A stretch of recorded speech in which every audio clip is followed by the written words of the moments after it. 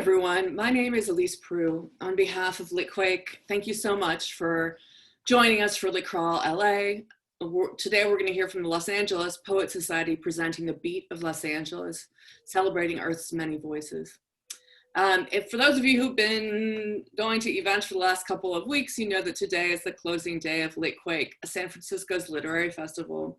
Today, we're in the midst of a virtual international lit crawl, which is running from 10:30 this morning to 10:30 p.m. this evening with 25 events featuring 7 cities around the world.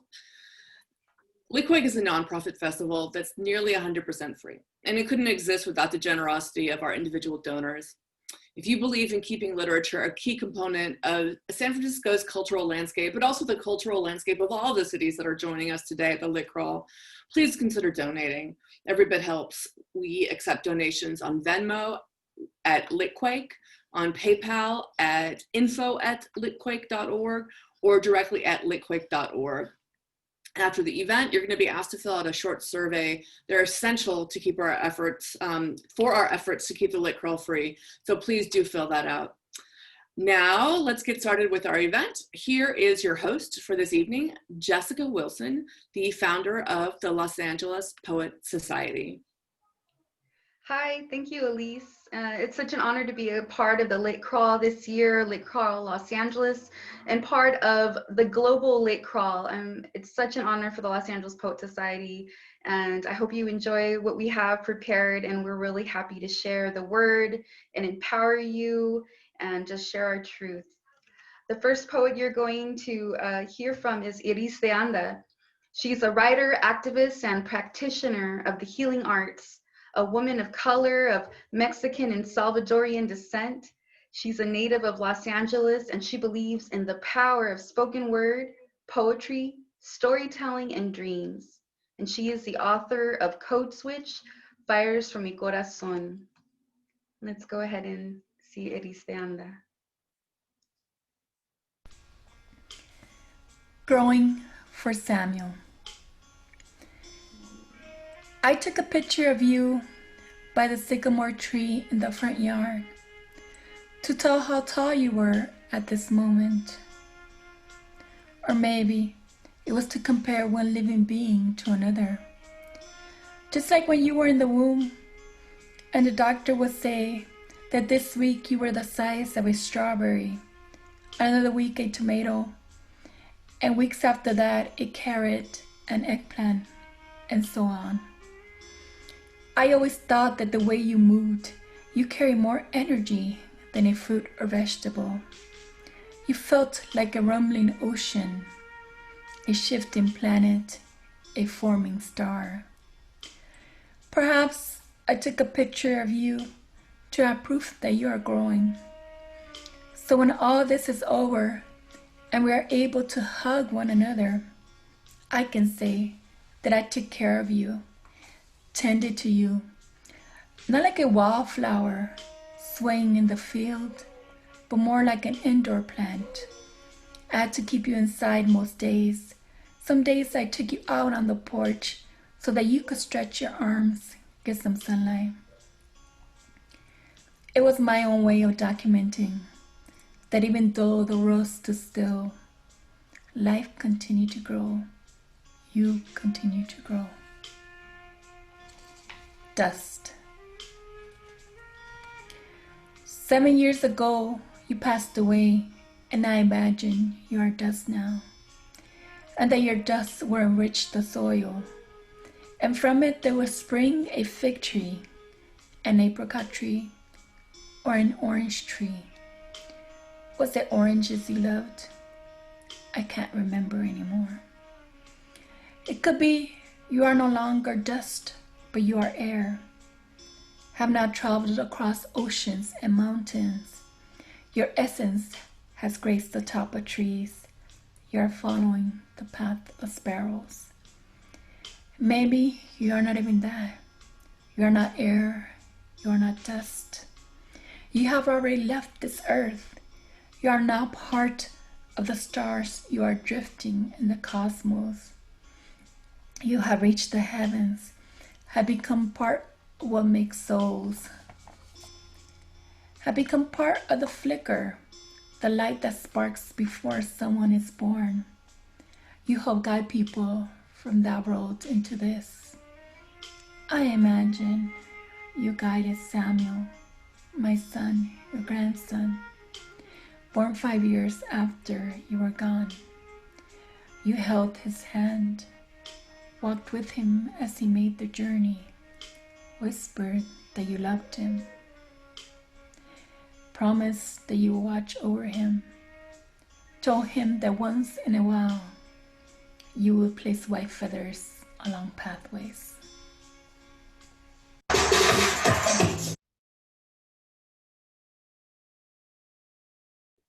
That was absolutely beautiful. And actually that was Erica Yon. This next video, we can go ahead and bring that up. This next video should be Jeffrey James. Jeffrey James is a poet and artist. He's a multi-instrumentalist and a videographer.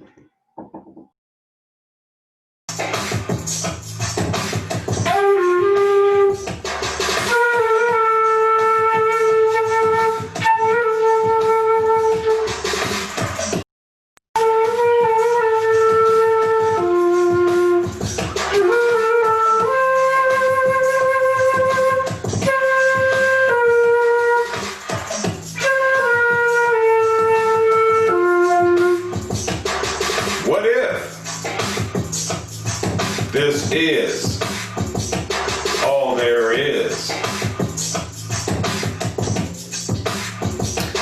Would you be disappointed once the story was revealed in a way that you truly understood?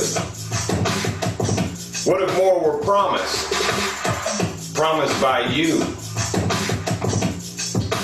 in one of your really vulnerable moments, when you confided in your inner child and actually believed that it would come true? What if there's more to gain and you knew it? Would you go from ordinary to extraordinary?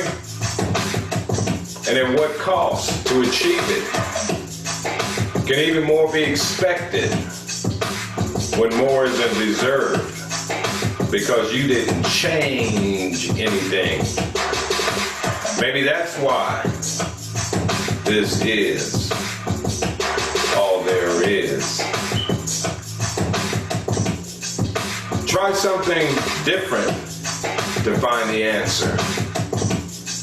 Alter your direction and define a new path. Look for clarity by lifting that fog from your consciousness.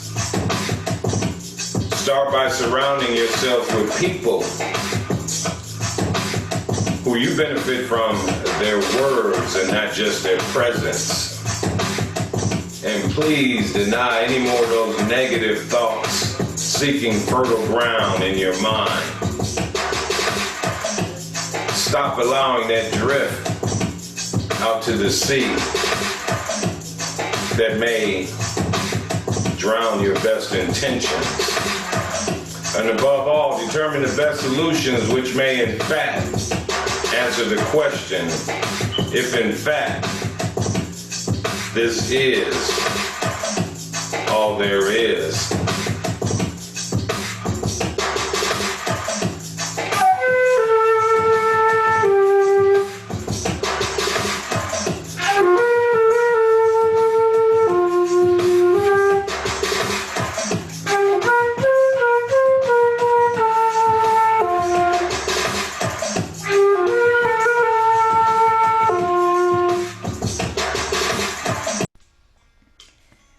Growing.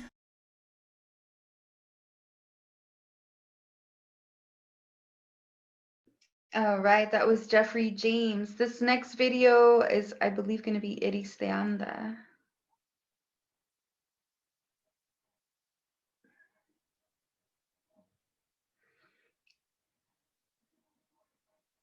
And that's Erica. We saw Erica.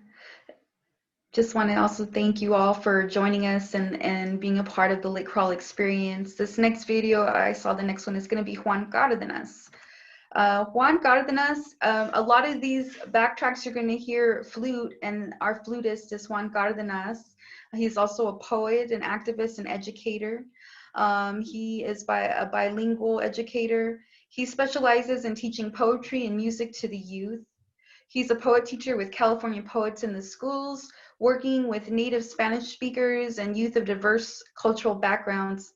And he's also the author of The Beat of an Immigrant Chicano, published by Swan World Press in Paris, France.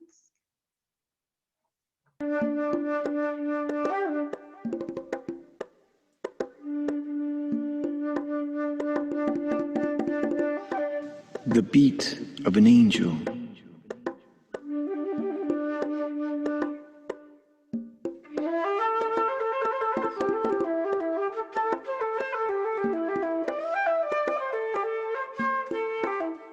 Holy are the hearts of the eyes that see a brother and a sister in everyone. There beats the music that spin the wheels of peace.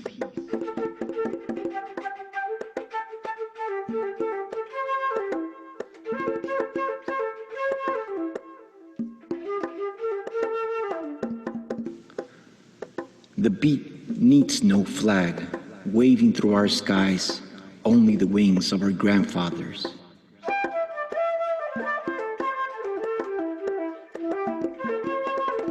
Resilient, the beat dreams, but never sleeps. The sun their halo, the moon their blanket. There's the earth caressing their feet.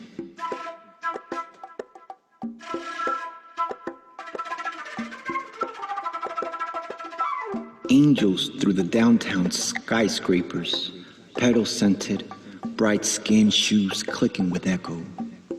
Angels on freeway tunnels, knobless doors, stomach rumbling in echo.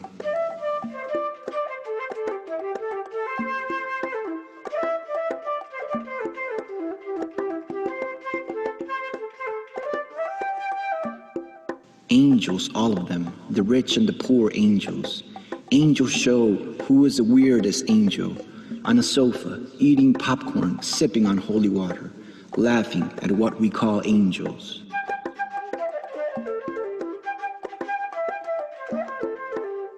The beat of the angel's congested veins slows down as the powerless wings attempt to lift the heavy giant.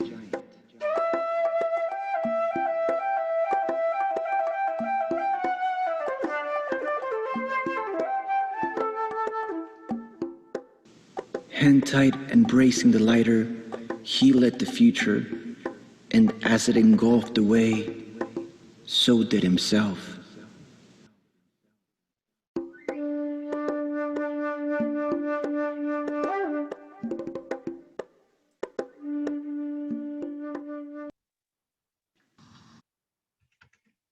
Yes, big snaps to Juan Cardenas. Oh, beautiful. This next poet that you're going to see is Jeffrey Martin. Jeffrey Martin started writing things down at 10, sporadically at first, and then he had questions. But the answers would take years to manifest and make sense. Writing was looked down upon in his home, so he kept it to himself. He wrote about sad things, imaginary things, and finally, something others called poetry began to find its way on his pages. He didn't have a name for it. He just knew that expressing his experiences made going through them easier. He is the author of a children's book called Silly Billy. He's author of books of poetry titled Weapons of Choice, As Sons Love Their Mothers, and most recently, Muse Moments, poetry inspired by Noam Chomsky. Please enjoy Jeffrey Martin.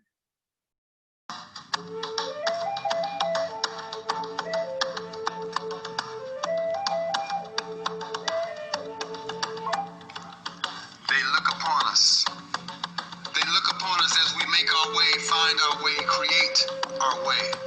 The journey calls for strength, they remind us. Expect nothing easy, but realize there can be nothing too hard when seeds have been planted and paths already forged. They They look upon us with the power that speaks of sacrifice and undaunted spirits which have become one with the spirit world, that talks to us in quiet moments before storms that will come, have come, and will continue coming, as long as we try to make something of this life. They look upon us, these ancestors, in the subtle gusts of wind, in the cleansing bursts of rain, in the magnificent shadows of sunset. They have gone before us to etch out a path that will not allow for the same mistakes, to forestall our impeding greatness. They give us music and dance and poetry so that they may witness what lessons we've learned.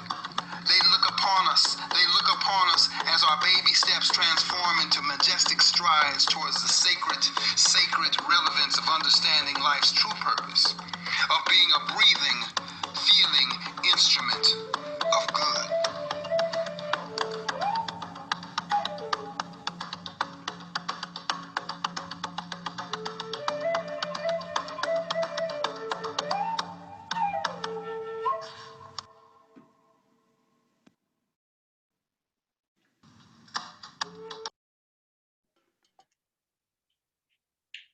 Oh yeah, you gotta love the beat. Oh my gosh. Again, the flute in that piece is Juan Cardenas, and the drums is Jeffrey Martin, poem by Jeffrey Martin. Oh, amazing. This next poet is, I believe it's me, Jessica M. Wilson. I believe I saw it coming up next. I am the founder of the Los Angeles Poet Society and a humble poet. I've been writing since I was 13, and that is my passion and everything I love to do. I'm a third generation beatnik, a poet from the lines of Jack Spicer to Paul Evangelisti, and the heartbeat of the visual muse and master poet Moria Simon. I completed my BA in creative writing and art history from UC Riverside in Riverside, California, and I've obtained my Master of Fine Arts from Otis College of Art and Design in Los Angeles, California. In 2009, I started the Los Angeles Poet Society and started stringing together literary events and creating a space for creative community, hosting open mics, and much more. My books include What Breathes, Raw Kit, Marie Morrison, and Serious Longing, which was published by Swan World Press in Paris, France, making me an international poet. I dedicate my words to those who are being oppressed and not able to share their voice, and I believe that vocal empowerment is everything, and it is a gift that will continue for a lifetime. So please enjoy my poem.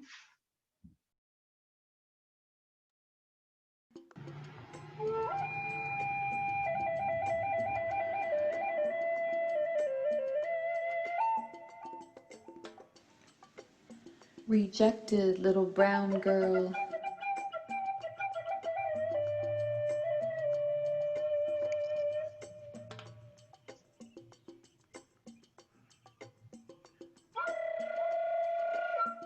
There you are, questioning how you measure up to a face of abrasive white mirrors.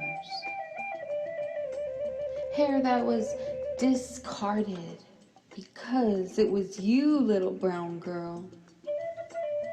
You bottled up in the colonial bubble that you didn't speak of or know its name. You knew it was you, little brown girl, because your hair was nearly black, always straight, wouldn't curl no matter how many times a perm was tried. Eyes big and dark and hungry for food to be appealing again, softening up to these elder women that you didn't know. What was normal? What was normal? Dinner at Denny's, then smoking into the mirrors, the car ride home, an inch of a window I stuck my nose out. Air that time. And then when my short hair confused everyone of what sex I was, if I was old enough to spread whatever that means. All the ways I tried on the identity. I am white, they'll see it. My name confuses them. Am I convincing? I am tired of caring, tired of feeling that dread, that reaction, that measure of success that ranks me to them.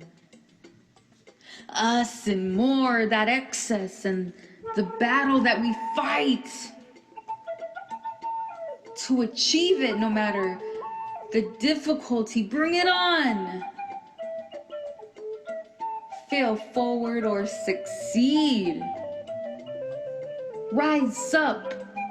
We shall.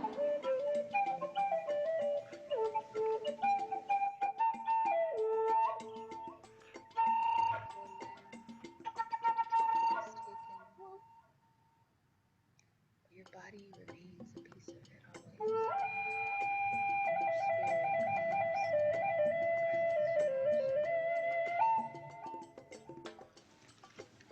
claims. Rejected little brown girl.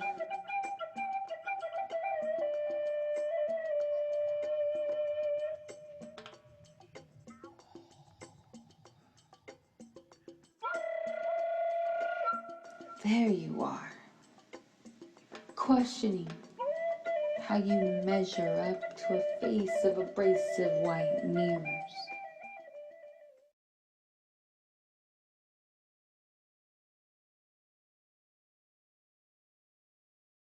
All right. Wow. Gotta snap for myself a little. Thank you. Humbled for that to be aired, and such an honor to be a part of this event. We have one more video for you. This is Eris de Anda's piece. Again, she is a healer, an author, poet, an activist, artivist, and the author of Code Switch, Fires from Mi Corazón.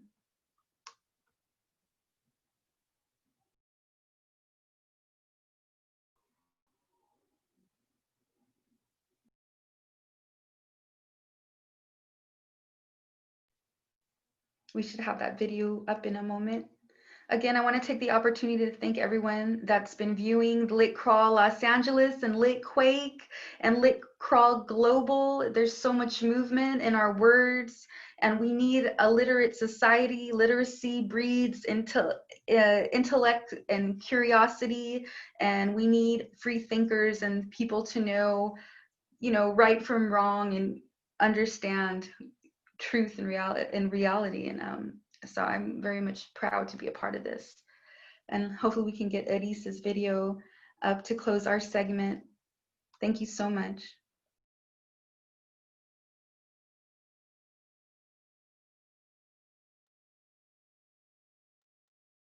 A Qatari poet who was sentenced to life in jail for reciting a poem. His name is Muhammad Ibn al-Ajami, and anyone who recites this poem in his country will also be sent to jail. And again, it's always a reminder for us to see how powerful our words are and what we can do with them and how we can use them to change our worlds. This is not just poetry. This is not just poetry. It is visions pouring through us of collective conscious unity. These words flow through us, catching glimpses of a new world aglow, revolutionary. The love we speak is a reflection of the truth we seek in humanity.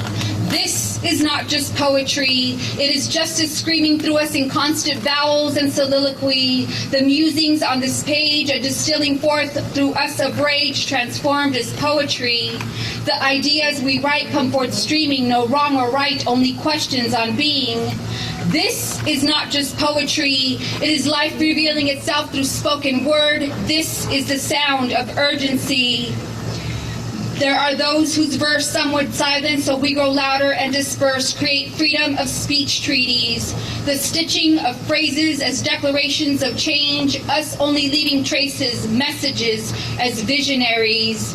This is not just poetry. It is equality pleading through us in pain, requesting mercy. These odes emerge through us, hearts beating under sky so starry. The rhymes, it seems, count us into the daydreams of our journey.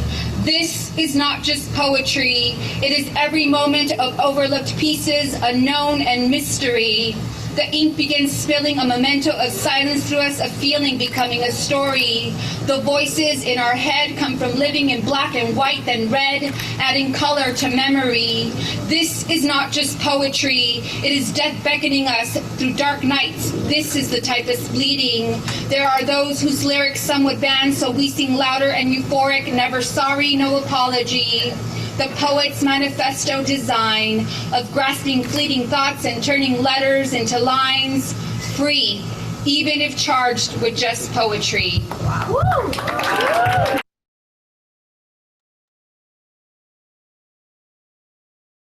Yes, snaps, Eddie Standa. Big love to everyone. Thank you, Lit Crawl. Thank you to our Lit Crawl Los Angeles director, Sally Shore, for bringing us all together. Stay tuned, everyone. There's so much great programming ahead. And also, if you're viewing on YouTube or Facebook Live, you can also go back in time and see the whole show. So I definitely recommend it.